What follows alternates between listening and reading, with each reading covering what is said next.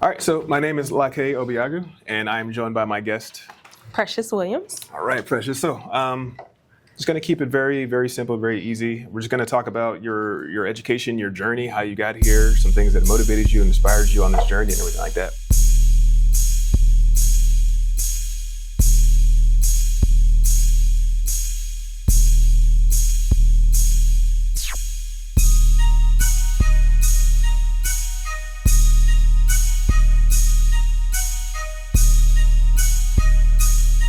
So where are you currently on your educational journey? Still in the beginning, the middle, the end? Where are you on that? I'm a little closer to the end, I would say. I am going into my master's program this fall at the School of Information. I am doing a pathway of product management. I earned my bachelor's degree at U of M Flint, majoring in communications with a minor in biology. So that's where I am right now. So what inspired all that? Like, how'd you end up here in the master's program and everything? Well, I always wanted to continue my educational journey. And I honestly didn't know if I wanted to do a PhD or a master's. I want to say I had a couple of like Zoom sessions with like professors, like really trying to, and faculty at U of M Flint, really trying to figure out what it is that I wanted for myself. And after going to like a few information sessions, because I was kind of contemplating between like Ross and School of Information, and just really trying to figure out my next moves for the next stage of my life, and actually what I wanted to do. I just saw beyond myself as just being a communications professional, because I realized that I was I kind of felt like I was boxed in a little bit, and I kind of wanted to. Well, why'd you feel that way? Because there were only like certain roles that were only available to you with just being a communications specialist. And I kind of wanted to expand that or use them as transferable skills. Right. And that's what led me to the School of Information. I also worked as a surgical assistant in like oral surgery, and I just saw a need for improvement of like technology. I see like technology like advancing, but I also saw a need for within that industry as well. So I talking to my friends who are in their undergrad at the School of Information, we decided to come together and try to create our own software practice management. And and that's how I really came to want to go to grad school, because I created a plan before going in, and I kind of used that plan to kind of pitch myself to the school. So that's where I am with that. But like, Okay, so all right, I'm going to rewind just a little bit. So prior to you pursuing your bachelor's and everything like that. So what made you want to go into communications? What is it? Because you sound like you had a pretty good idea what it is you want to do. You have a general idea of pathways and things like that. Yes. And it sounds very thought out, but that's not usually the case with people. So what was it prior to starting college? What made you want to go into communication? What made you even wanted to go to school in the first place? So honestly, when I first got to U of M Flint, my major was biology, and I had wanted to go to dental school originally. But after working in the field for about 7+ years, I just could not see myself just spending any more time there. I was kind of burnt out from the field, just from being a person of color. The experience, it wasn't that great for me. And I sat down with one of the faculties at U of M Flint, Kim Lux, and then I got to meet with Dr. Roseanne, and kind of like really discuss what it is that I enjoy doing. And that was like at the time like branding and social media. And I was a photographer as well. So that's what led me to communications, because I just really felt like I can really dive into the things that I already enjoyed. And that's what led me there, and to ultimately graduate with a degree in communications and that minor in biology. That's cool. That's really cool. Okay, and we're definitely gonna talk more about the master's program, because that's really interesting. But what were some of the struggles, I guess you would say, you had in pursuing your undergrad? Definitely financial struggles. I want to say like Number one for most of us. yeah. Financial struggles was number one. Number two was support system. You know, I'm a first generation college student, so not having that support, and I want to say I don't want to say that I didn't have the support, but they didn't know how to support me. Yeah, that's a good way to put it. Yeah, they didn't know how to support me during my undergrad, and I kind of just had to figure it out. But like with programs like KCP and stuff like that, those are really helpful. Like finding community, and I got to connect with other people in that program who also were first generation college students. That made the experience for me during my undergrad so much better.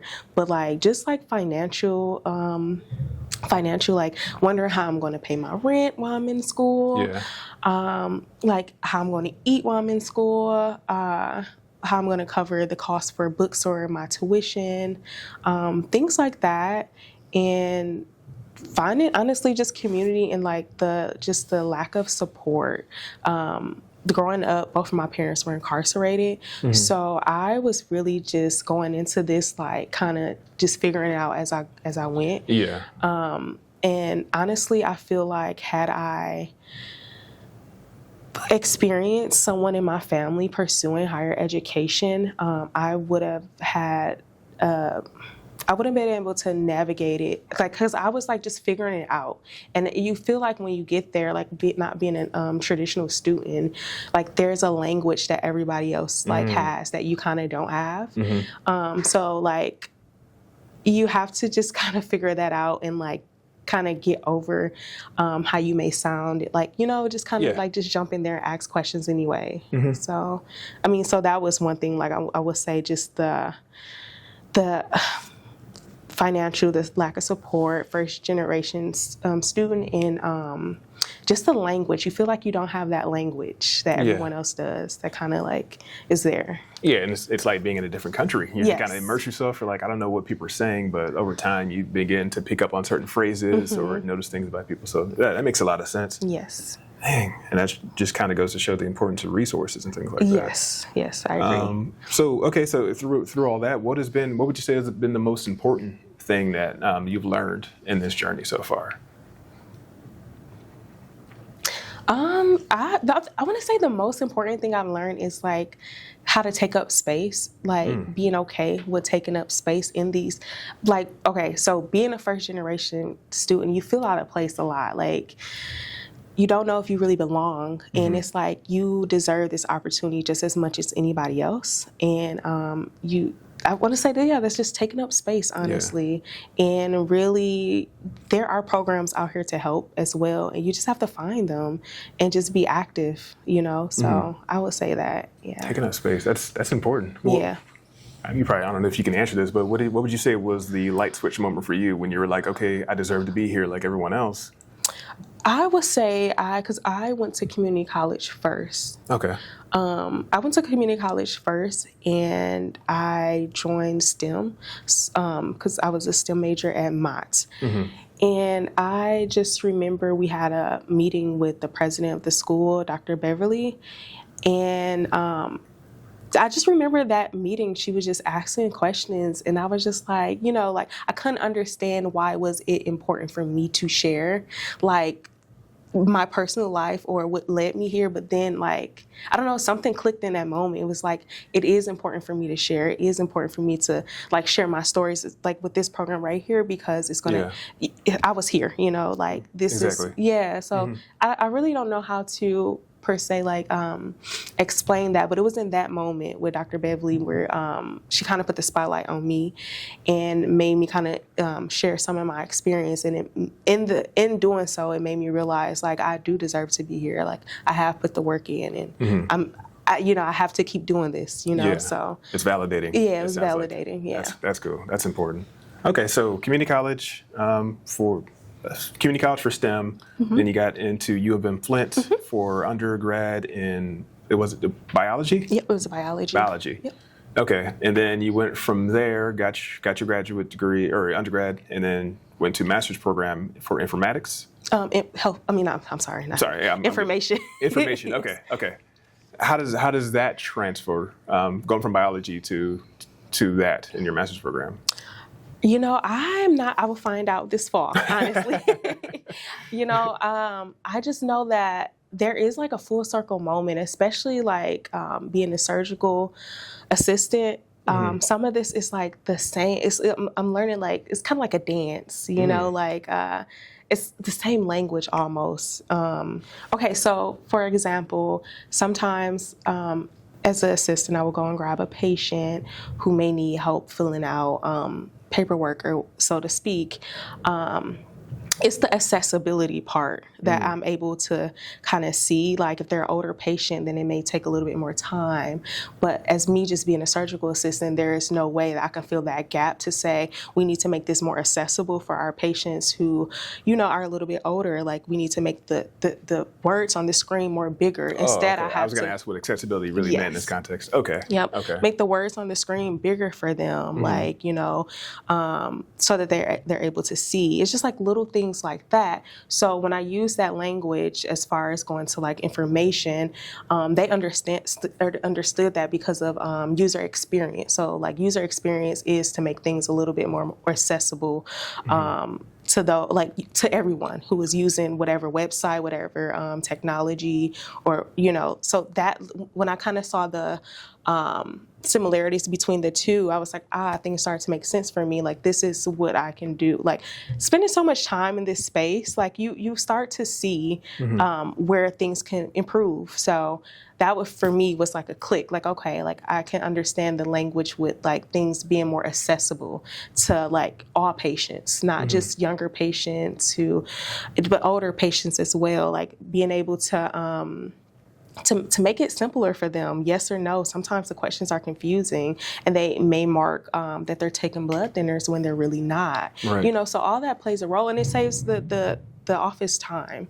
So I would say like it was kind of like that when things started clicking for me, when I started to go to these information sessions, and they talk about what user experience really is and how things and how we can make it better for everybody around, especially like technology is advancing. So, we need to make it more accessible for everyone. So accessibility to technology is it's important. Yes. Okay, so let's fast forward a little bit. Let's say 10, 15 years. Let's say you were to graduate right now, get your master's and everything like that. What would you like the future to look like for you? I would. Okay. Obviously, you want to be wealthy. I mean, we're rich and all this stuff, all the cars and. Yes, but honestly, I want to make an impact. Like, right now, I am working with like my two best friends. Like, they're in their undergrad, I'm in my master's, and we're going to come together to kind of create this practice software management. And in 10 to 15 years, I'm really hoping that we can create like a hub, like a technology hub, where we can kind of put this software management practice out there, and it changes the trajectory of like the workflow of oral surgery. A lot of times there's a work imbalance that I've noticed, and then like the practice software management that is already there, there's a lot of gaps to be filled. So like in 10 to 15 years from now, I really hope that we can expand.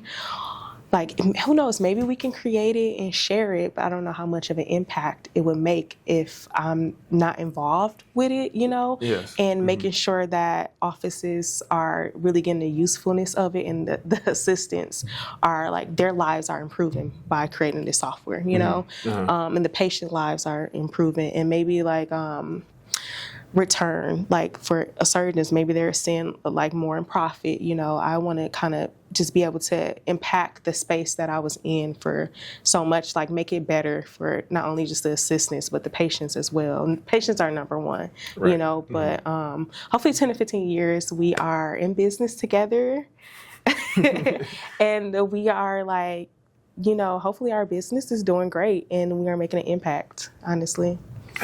Okay. And okay, I'm curious. How was the transition for you from undergrad to the master's program? Oh, I'm scared. Okay, we'll talk a I'm little about that. nervous. Yeah, I'm like super nervous. But I'm also ready, you know. I've been like trying to like read a little bit. I've been doing like some coding. Oh, like my friends have sent me like the Michigan coding, like you can like practice a little bit. Okay. And I'm even nervous to like sit down and practice that. I'm like, am I really? Because they were saying like you're gonna have to take some coding classes and get familiar with it. Okay. So I'm just like, am I even ready for that? But like I'm trying to prepare as much as I can. I've been trying to intake like my reading, making sure like my reading comprehension skills are where they need to be. Yeah, I'm trying. I'm Okay. like, yeah, I'm excited though. The excitement is like more than the fear. The anxiety, yeah, I get that. Okay, and I'm going to ask just to clarify on that a little bit more because I think it's important for people that view this just to hear how someone who is in this space with presented with a challenge like I got to learn new skills, I got to kind of change my brain a little bit on how to navigate this space, but you're doing it and you're showing up. And so, what is I don't know. What is that driving factor that's pushing you past the difficulties? Because a lot of people would just kind of see, oh, I have to learn new skills, or this feels so much different than what I'm already used to. Maybe this isn't for me. Yeah. But how do you navigate that yourself? I would say like just making it this far, you know, Okay. Making it this far and just knowing that I know it's cliche as it may sound, just honestly really mind over matter. Like I think back to like maybe my first day of class where I was a little anxious, and once I learned to like really it's okay to be anxious, but you have to just work through that, you know, just keep showing up. And like that's the main thing is just keep showing up for yourself and put your best foot forward and just try, you know. You don't know until you try. And like it's okay to fail, you know, just learn from your mistakes. It's okay to fail? Really? Yes, okay to fail. Right. You just learn from your mistakes, honestly. Because you learn something each time. Like, you know, like if you take a class you don't do so great, like retake it and just don't make the same mistakes you made the first time, you know. Like I think a lot of times people are scared to fail and it keeps them from trying. So yeah, I just would say like it's honestly just I'm not scared to fail. Like I want to try and put my best foot forward in anything and everything that I do. Okay. And you just gotta have a little bit of belief in yourself. Believe you can do it. Like you know, and have a little fun. Yeah, have a little fun. Have a little fun. Okay. Well, and that was gonna be my question. Like, what advice do you have for like freshmen? So what advice would you have for people that are looking to get into a master's program, or people that are maybe in their senior year of their undergrad and they're not really sure what the next steps look like or what's even out there? Do you have any advice that you can give those individuals? Oh yeah, for sure. Like, do your research on the schools. Like all these schools, they have like information sessions. Sit in. Faculty is always willing to like schedule time and meet with you. So like, if there's a school or a pathway you're interested in, LinkedIn is a good one as well. If there's a career or pathway that you're interested in, kind of look on the school websites, search up the faculty, set a time to meet, ask questions, kind of see where these pathways will lead you to, like what kind of career or jobs they will lead you to, kind of look at the jobs and see if it's something you could see yourself doing. And if it seems like a fit for you, like I will 6 months before, you know, just start working on your application, look at the essay questions, to try to get prepared, honestly. Okay. It's good advice. I had my spot here. Oh, okay. So I like to jump around back and forth. So we're gonna rewind a little bit. Okay. When you were young, who or what would you say had the biggest impact on your education? I would say I had an older cousin. I'm from Flint, and I went to a Flint school, and there wasn't a lot of emphasis on like higher education. But my cousin, her name is Tasha, Shout out to Tasha. She lives in Indiana, and she would drive down, and she'll be like, you know, what are you gonna do? Are you gonna go to Michigan State? And I remember thinking to myself, glad I didn't go to Michigan State, go blue. Okay. but that's a great school too. But I just remember her coming down and taking me for, a drive down there, and like us going to like orientation and stuff like that. And I just remember like doubting myself, like, who does she think I am? Like, I can't do this. Like, I've never seen this done before. And for some reason, she saw me doing it, and she just didn't give up on me. And like, I want to say, like, after graduating high school, I worked for a year, and then I was like, I can't do this forever. So then that's when I decided to, okay, well, let me try going to Mott. And when I went to Mott, that's when I got connected with STEM. After like, I want to say after like 2 semesters, I got connected with STEM, and STEM was the STEM was to help underrepresented. I'm trying to remember. I'm so sorry, but underrepresented underrepresented students to transfer to a 4-year institution. Okay. So they really helped me to get to U of M Flint, and also prepare me as well, and gave me that community that I needed. And I still talk to the faculty. And the faculty till today, like they came in, like Jessica, shout out to Jessica. Jessica comes every once in a while and take me, because my roommates were in the STEM program as well. Those are my besties, whatever. She come down and we'll go out to dinner, and she'll just see how we are and like if we need anything. And we really appreciate that. But it was like just a faculty, my cousin, just everybody supporting me along the way, letting me know that like, okay, you're feeling, because when I got to STEM and I was like expressing how I felt, because Jessica had her own office, she just kind of let me know like, these feelings you're having, they're not unusual, it's okay, but you still have to push through, and just with Tasha and Jessica, and like, yeah, they really helped me along the way. But for sure, like Tasha, during like in high school, she was just like, you gotta do it, you can do it. And I just like was so worried, because like I feel like I wasn't smart enough.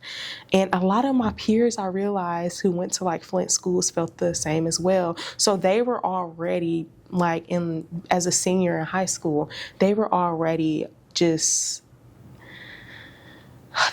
okay to accept the fact that maybe school wasn't for them, because they weren't performing in high school, because we really didn't have like the environment didn't really like inspire higher education, so to speak. So they were okay and ready to accept that for themselves.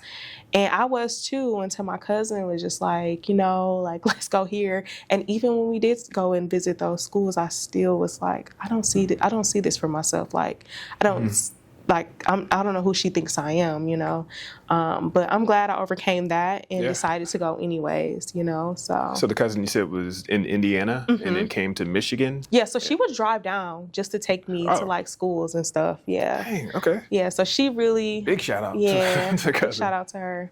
Oh, I love it. Okay. And this next question is kind of broad, but I'm always curious to see people's answers. Do you think where you live or the resources around you determine the level of education that you get? And if you do, how, why, or why not? Absolutely. They definitely influence the opportunities that are given to you. For example, like growing up in Flint, and specifically going to Flint schools, like there's not a lot of opportunity for kids, and there's not a lot of,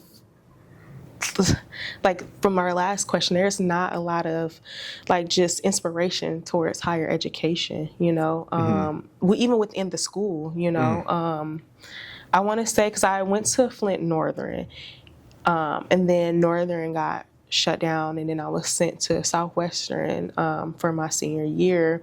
And one of the things that I just remember thinking and saying was, I've learned more at Southwestern in that 1 year, my senior year, than I did through 9 through 11 at Northern. And that can impact your confidence moving forward in life, So I do think that your environment influences the opportunities that are given to you. I might be going a little bit too deep. It's just a lot. it's a lot to unpack with that. Sure. But I do think it does. Yeah, absolutely. The environment does play a role. Resources and everything like that. Yeah.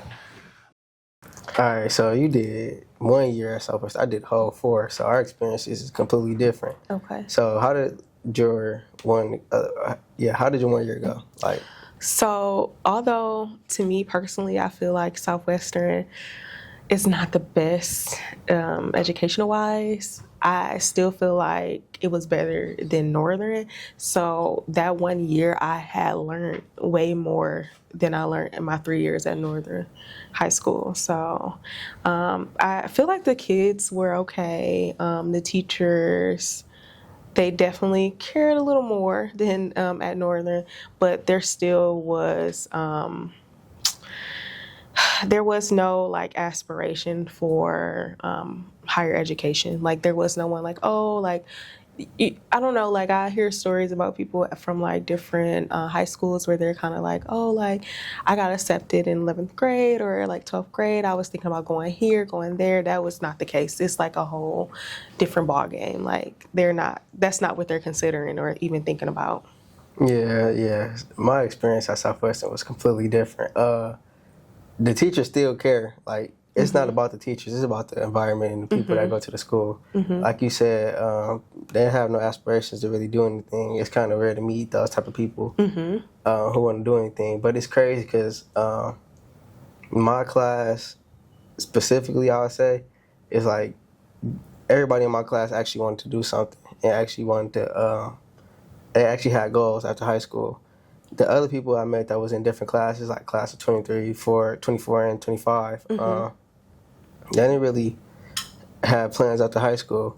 But even with the teachers I had, I feel like my teachers motivated us to even want to do those type of things. And we also had,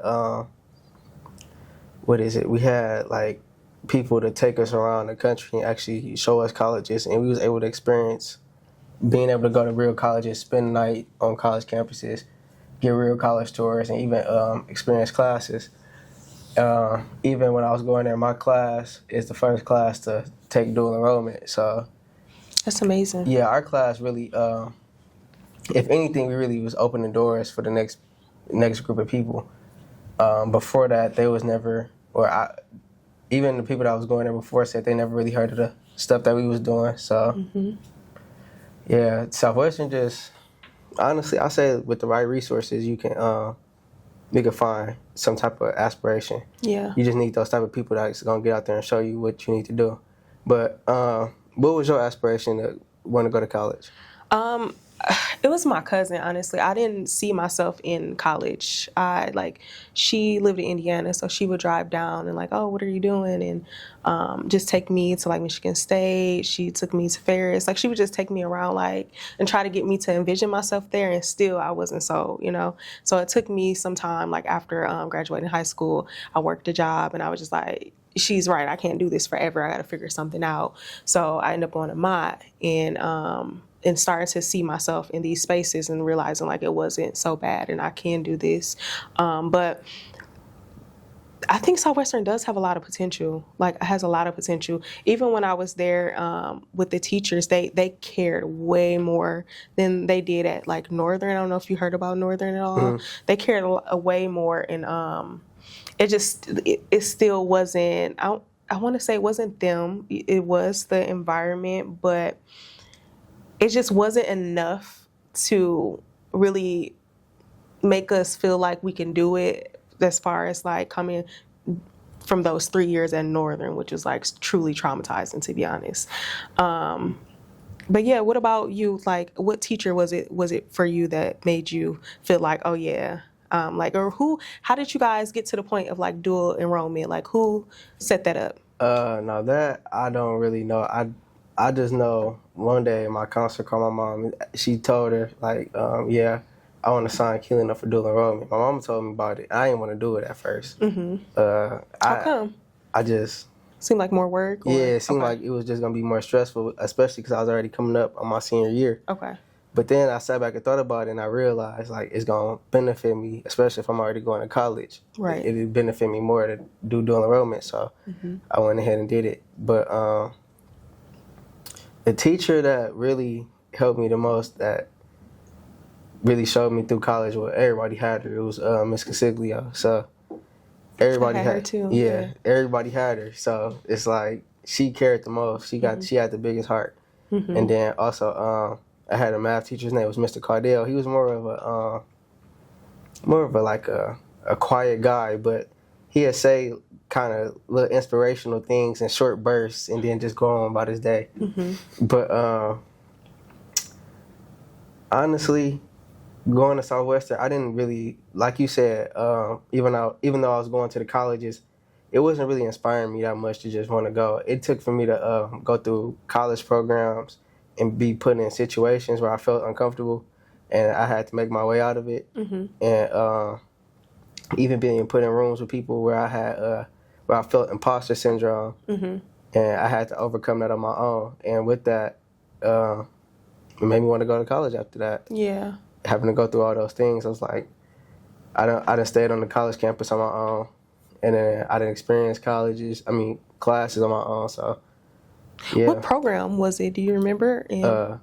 The astronaut program. Okay, and here. what's here? Yeah. Okay, and how was that for you? It was great. Okay. At first, going into it, I was nervous. I honestly, when I first submitted the application, I knew I had a great application, but I didn't have too much confidence on getting selected. Okay. But when I did get selected, I was happy, and I was kind of nervous also because I didn't know what I was getting myself into. Right. It's a microbiology program.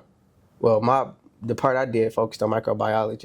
I studied climate change in the ocean, and when I first came, I was scared. Like, first few days, I'm going through it. I definitely stood out,